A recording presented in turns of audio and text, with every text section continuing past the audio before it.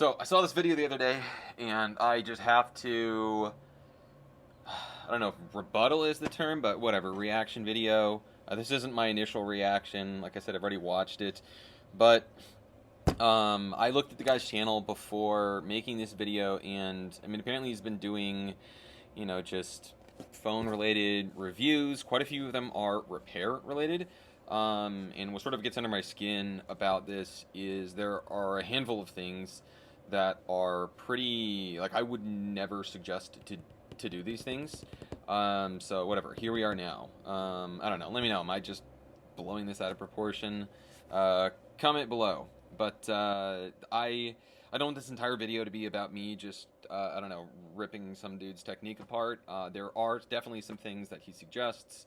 Like one of them is, the first and last thing is that you disconnect the battery. I mean, I say that basically in all of my videos.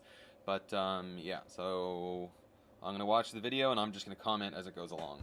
Video, I'm going to show you how you can replace the battery on the new iPhone 14 Pro. This video also applies to the iPhone 14 and the iPhone 14 Pro Max. The first step that we need to take. So the fact that, and he says this in just a sec, but he's basically using a heat gun, heating it up for 2 minutes, to the point where the phone says that it needs to cool down. You don't need to apply that much heat. You need a little bit along the bottom, and then you can sort of heat it up as you go along. I mean, the most difficult part is just getting the bottom left and right. Once you get past there, you don't need to use nearly as much heat. Honestly, you can kind of mess things up inside the phone when you're using too much heat, which I'll go on later. Next, he's using a suction cup. When the phone's brand new, it's not that big of a deal to use a suction cup, but as phones age, the glue that holds the glass to the bezel can give out, and it's not outside of the realm of possibility, and I've done this personally, which is why I don't do this anymore, using a suction cup. You can essentially damage the screen. When you're doing a battery replacement, you want to keep the screen intact. These are very expensive screens. The last thing you want to do is damage it in the process. Don't use a suction cup. The most challenging part of this battery replacement is to remove the screen safely. Correct. Without damaging any component on the screen. Correct. If you damage your screen, you will have to buy another screen. Yeah, don't do that. On the older iPhone, we had two flex cables coming from the motherboard going to the screen. On this iPhone 14 Pro and 14 Pro Max, we have the same scenario. So good, and I try to mention this every video, so it's good that he's pointing this out, because oftentimes I've seen it where people will use too much force. So obviously you want to be very gentle around. You can only lift the screen up so far, so it's good that he's pointing that out. Have one flex cable in the middle of the device and another flex cable at the top left of the device. So the danger is to cut that flex cable or have it damaged while you insert your guitar pick or any other tool trying to remove the screen. Also, as you saw me do it, you need to apply heat whenever you have some difficulties removing the screen. So definitely when the perimeter gasket is, the newer the perimeter gasket, the more of a fight it's going to put up. So definitely heat can help. Personally, the technique that I have, and I'll probably throw a video up here, is I use isopropyl alcohol, which he says later in the video that he doesn't use, which I just thoroughly reject. But we'll get to that when we get to it. So right here, I mean, you can clearly see he just has all these loose screws. I mean, I guess this is just general advice. I don't think it's that bad, but I mean, just, you don't want to lose screws. Every screw in the phone is different from the next screw in the phone. And there's what's called long screw damage, where on certain models, or depending on where certain screws are, if a screw ends up and it's too tall and it goes into the board, you can damage the board. That way it's called long screw. Yeah, I think I just said that. Just use a magnetic mat. I use them in literally, and I suggest it, and you see me using it in every one of my videos. It's the easiest way to keep track of your screws. It's really easy for screws to just get brushed off of a desk or to get brushed out of order. Use a magnetic mat. I have safely removed all. So, more general advice. Do not use metal tools inside of an iPhone. It is far too easy if you don't know what you're doing. I mean, it's even happened to me, which is why I don't use metal tools anymore. For you to accidentally nick components, tiny little capacitors or filters or anything like that off of the board, and then the board is damaged. It's just the easiest way to mitigate it. Don't use metal tools. Use a nylon spudger. Next. To remove the battery, you can use the pull tab that are on the battery. Sometimes it does work, but most of the time it does not work.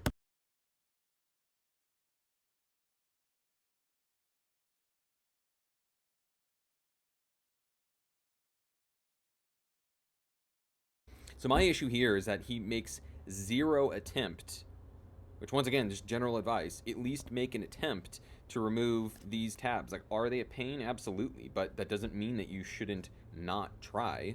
I mean, all you got to do in all the newer models, in some models you have to remove the loudspeaker, in some models you have to remove the loudspeaker and the Taptic engine, but then it gives you better access. It makes it far easier doing that, and then applying a few drops of isopropyl alcohol makes it far easier to remove these things. I don't. Once again, you're presumably people are watching this to get advice on how to do a battery replacement, and it's just my issue with this is that he's giving terrible advice. You might have the question, why did not you use some alcohol inside this device to remove the battery? As you can see it, we have right under the battery the charging coil. The charging coil is glued with double-sided tape to the frame of the device. If you use some alcohol, it is going to... So I thoroughly reject the idea that isopropyl alcohol is going to cause the wireless charging coil to lift up. It's held in there pretty well. I do thousands of these a year, and I don't have this issue, whether it be the wireless coil or the power side flex, and it all comes down to a pro and a con. There's a pro and a con with each of them. I don't know how you came. I'd be interested to see how you came to this conclusion. I don't know. Let me know. Am I blowing this out of proportion? Am I wrong? To me, the upside of using alcohol means that you have to use less force removing the battery. To me, the upside of that far outweighs the upside of his method.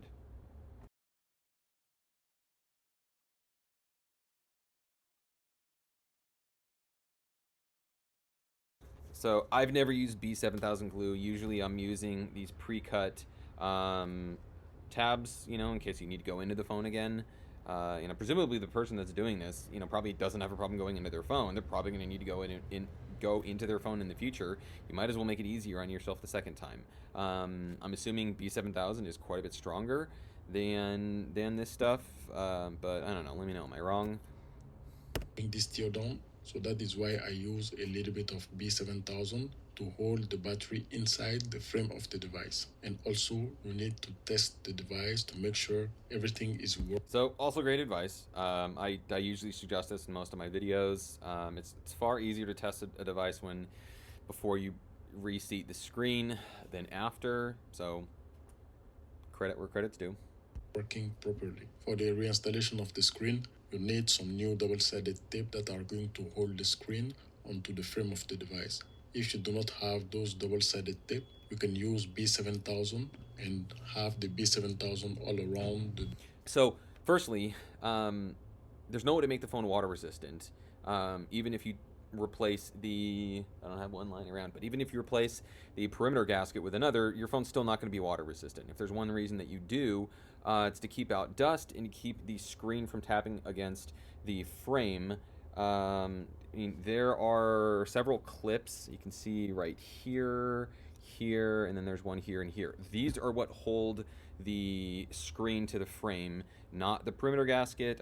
It helps, but mainly it's there for the water-resistant steel, at least from the factory. Why you would need B7000? I don't know. Let me know. Am I wrong? Is there something I'm missing? I'd be happy to change my opinion. I just think it's entirely unnecessary. And once again, ideally, you want to be able to get back into the phone at some point, so you don't want to be just super gluing your screen down.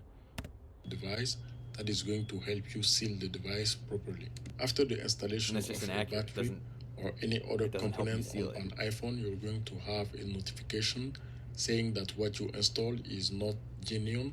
It is not coming from Apple. So what you have... So also correct. For those of you who may or may not know, for a while now, Apple has slowly been serializing first the battery, then the screen, now the rear camera, and a couple of other parts. So they're, sort of anti-repair in that sense, but there are a lot of things you really can't do, or if you change certain parts, it comes up in the settings. There are pros and cons to that. Like on the secondhand market, if you're buying a used phone, it's kind of nice to know if the person has replaced stuff, because a lot of people try to pawn off crap. But just in general, it's annoying. It'd be nice if Apple didn't do that, but whatever, this is the world we live in. So overall, my critique on the video has a lot more to do with just generally bad advice. Obviously you want to be able to get your phone apart and back together without any issues. And just there are a lot of things that I just personally would never do, and I would never suggest for other people to do. I don't know. Let me know your thoughts down below. Am I just being over dramatic? So I made a video the other day showing that you don't need to use heat, and I used this phone, so I've already opened it, but I'm going to include a link for that video. As you can see, I'm using a magnetic mat, that way I can keep track of my screws, as all of them are different sizes. And just a little bit of isopropyl alcohol, removing the loudspeaker and the Taptic engine just makes it a lot easier to get. You'll see that one of them tore, but after removing the larger one, I was able to get in with my tweezers and recover the second, which it is a bit painstaking. And then that top one there, you're able to bend the battery a little bit without the battery giving or deforming. Removing all the adhesive, putting my Taptic engine and loudspeaker back in. Just makes it far easier to get to the battery. These battery tabs aren't very expensive, but I mean, like I said, it's kind of annoying. It's one extra thing to stock.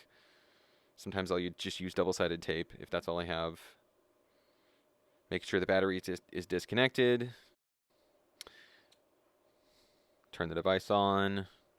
Test everything. As you can see, everything is functional.